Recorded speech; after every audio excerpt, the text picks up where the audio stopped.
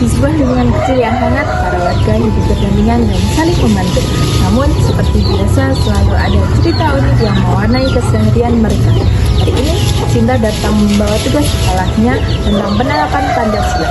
Dan tanpa diduga, seluruh warga ikut serta dalam cerita ini.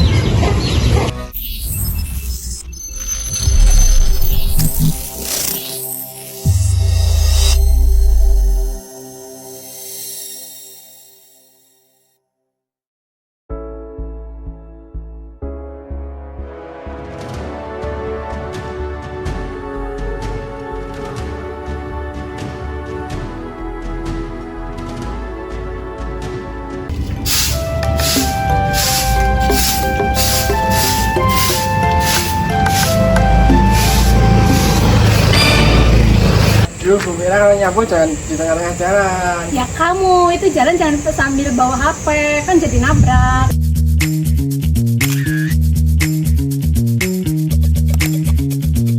Lewat kemana lewat aja. Hei Mas Raka, Mas Raka. Selamat pagi Bu Mira.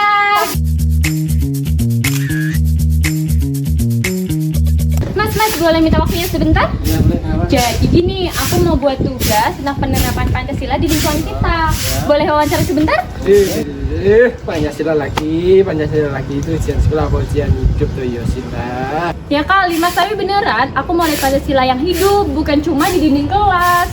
Yuk, yuk, neng orang Mas Samuel, bareng yuk.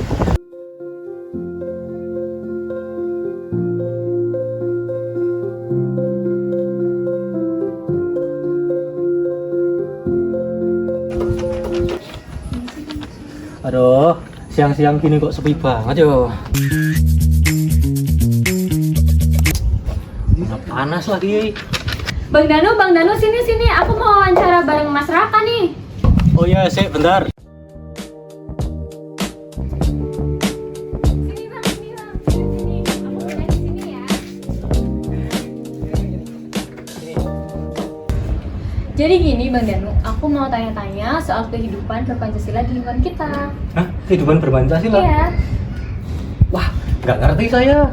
Itu tuh kayak suruh ngapalin Undang-Undang 45 gitu bukan? Tenang Bang, kita nggak lagi ujian negara kok. Sik bentar. Kemarin kan Pak Rudi sempat sakit asma toh. Pak Rudi gimana? Kamu sih kompleks sebelah. Oh itu dekat aku itu. Oh, Itu sakit asma. iya deh. Nah kita kan sekampung pernah iuran buat kesehatannya beliau. Itu termasuk sila keberapa? Oh, kalau kasus itu Bang, itu jadinya masuk ke dalam sila kedua, kemanusiaan yang adil dan beradab. Nah itu dia, kemarin toh saya itu cuma bisa bantu Pak Rudi bisanya. Nah mantap Bang, itu adalah salah satu contoh Pancasila di kehidupan yang nyata. Oh gitu? Iya bener. Walah, baru tahu saya soalnya. Penerapan sila kedua dalam video ini dimulai dari rasa empati. Saat ada yang tertimpa musibah, jarak bukanlah penghalang untuk peduli. Meski raga tak sempat bertamu, uluran tangan sebisanya adalah wujud kemanusiaan yang adil dan beradab. Karena kebaikan tidak selalu harus hadir secara fisik, namun hadir dalam niat yang baik.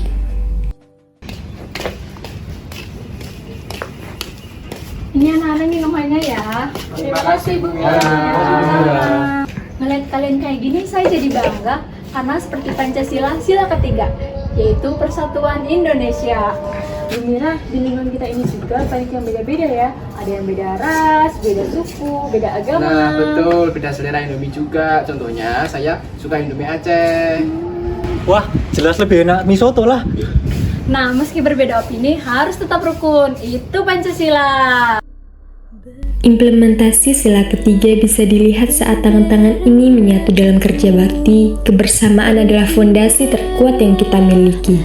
Di sini tak peduli apa warna kulitmu, apa agamamu, atau dari suku mana kau berasal.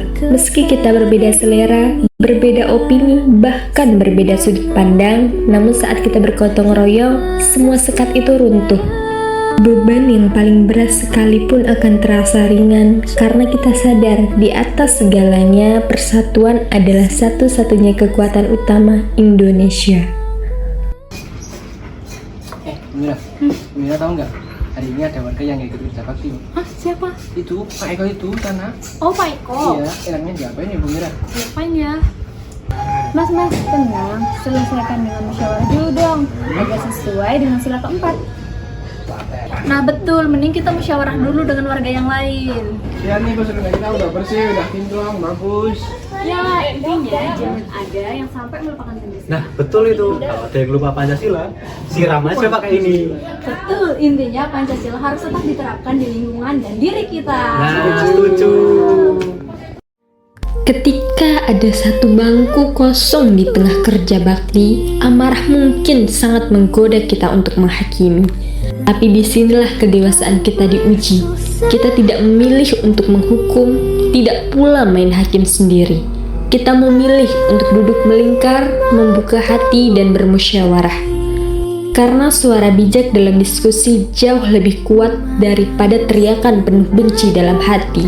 Karena pada akhirnya dengan peduli, bersatu, dan bermusyawarah, kita sedang menjaga detak jantung Indonesia dari lingkungan terkecil kita.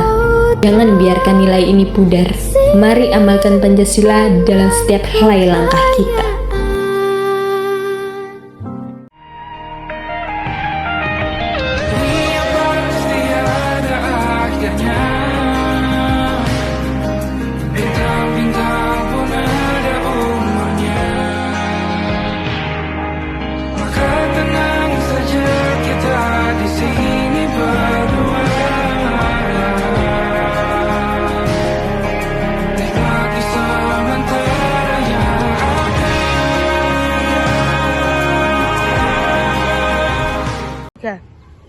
Di sebuah lingkungan kecil yang hangat, para warga hidup berdampingan dan saling membantu.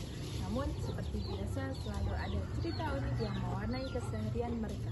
Hari ini, Sinta datang membawa tugas sekolahnya tentang penerapan Pancasila. Dan tanpa diduga, seluruh warga ikut serta dalam cerita ini.